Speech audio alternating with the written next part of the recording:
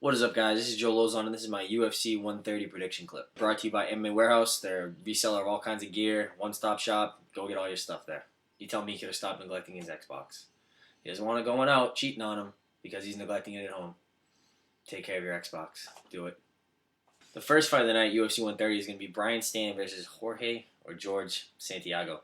I think it's going to be a real good fight for Stan. He's super well-rounded. He's got less experience than George or Jorge or however we say his name. But I'm expecting a good fight. Being Memorial Day, he's going to have the power of the armed forces behind him. Dana talked at the press conference if the UFC was smart enough to have Brian Stann fight on Memorial Day.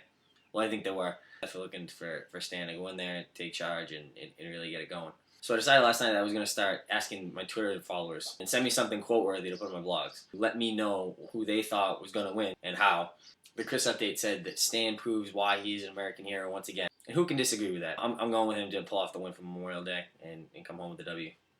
I've heard rumors about maybe Brian Stann and Michael Bisping being coaches in the Ultimate Fighter. So if he wins this, then that's a possibility. I'm just going off of MMA message boards just like you guys. There are implications for that. It could be full of crap. Could be legit. Who really knows? Even if it doesn't happen, I'm going to be thinking about it. Our second fight of the night is Thiago Alves versus Rick Story. Two guys smashing each other the entire time. I think if you don't have wrestling like John Fitch or George St. Pierre or guys like that, you're in for a long night with a pitbull. I really don't see anyone in the UFC having better stand-up than him at welterweight. Rick Story's got some good wins over some tough guys, but he hasn't fought the pitbull yet. I think this is his toughest fight to date. Twitter followers, they came back with Alves by 30-27 domination. And I kind of have to agree a little bit.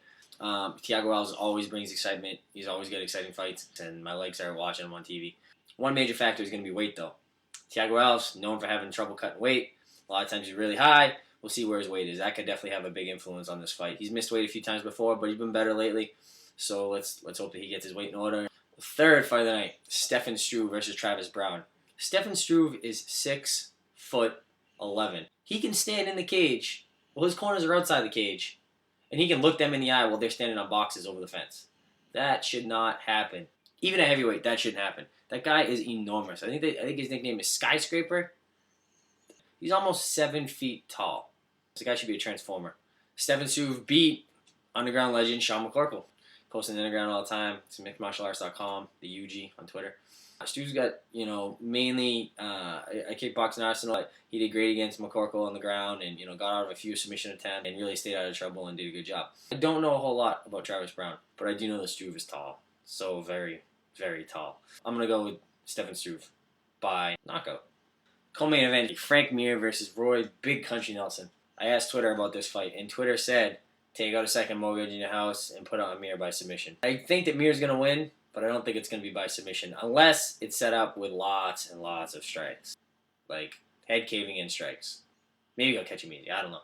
I think we're going to see more of a boxing match, kickboxing match here. I think Mir is going to be the much smoother guy, the lighter guy on his feet, so to speak. You can't count out Big Country. Even though Roy Nelson tries to hide it with all his camouflage, I still think he's a good athlete. Frank Mir is a better athlete. Frank is going to be too smooth on his feet. Frank switches it up, left, right, unorthodox, southpaw, whatever he wants to do. Both guys shared some coaches. I'm hearing the coaches have been with Frank Mir. That's an advantage. I'm going to coach this guy, and I'm going to coach this guy, but these guys are going to fight. So I'm just going to coach this guy, and I'm going to take everything I learned from this guy and take it to this guy. I'm looking for Frank Mir to win by, TKO, or there may be a submission on the ground, maybe, but it'll be set up by strikes. I don't think it's just going to be take him down and finish him off.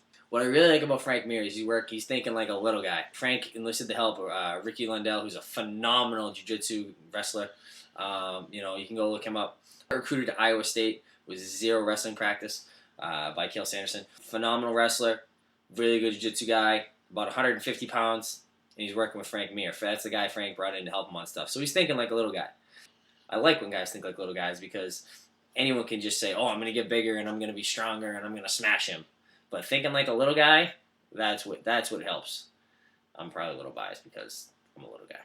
Roy Nelson, he's my hero. He eats Twinkies during UFC photo shoots. He eats everything in sight. I say I eat like a fat kid, but I think Roy Nelson probably has me beat.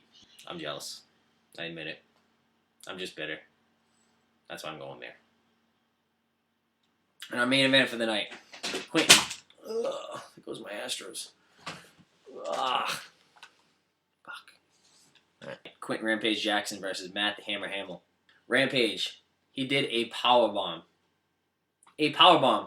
He picked the guy up, and he power bombed him. How can you go against a guy that did a power bomb? And how do you fight B.A. Baracus? He's on the A-Team. He doesn't kill anyone, because no one ever dies in an A-Team movie. But he drives around in a van like a badass. That's what BA stands for. Badass. I don't know if that's what it really stands for, but that's what it should stand for. I think in the past, like, his weight's been, way up, and then he would drop a ton of weight and come down. Keep your weight down, have an easier weight cut, go out and smash people. And that's really what you should do, because weight cutting is definitely an advantage, but it comes to a point where it doesn't really help you that much. In fact, it kind of hurts you quite a bit, because you're all sucked out, and you're dehydrated, and you don't recover. Maybe that's what happened in my last fight. Will Matt Hamill be the hammer or the nail? Because I don't know.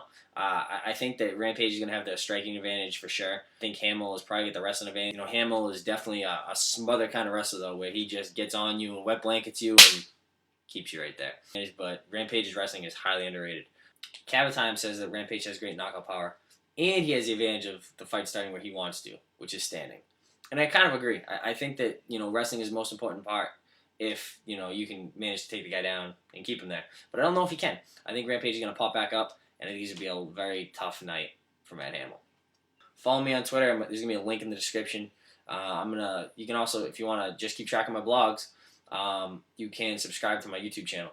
And there's going to be a link down here somewhere. He picked the guy up, and he powerbombed him.